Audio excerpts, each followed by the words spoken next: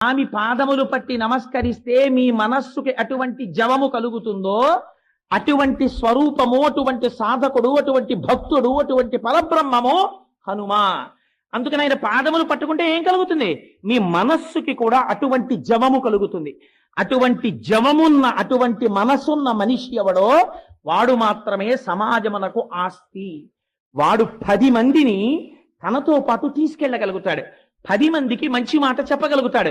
10 మందిలో ఉత్సాహము నశించిపోయి కష్టంలో ఉన్నవాడిని బతికేటట్టు చెయ్యగలుగుతాడు. ఇంకింతకన్నా ఏం కావాలండి? చచ్చిపోయేవాడిని కూడా బతికించగలిగితే ఎవడి మాట చెప్పాడో వాడి జన్మ సార్థకత పొందినట్టే. ఇది మీకు రావాలంటే, మనస్సుకు అటువంటి జవము కలగాలంటే ఎక్కడి నుంచి వచ్చింది జవం? బాగా జ్ఞాపకం పెట్టుకోండి.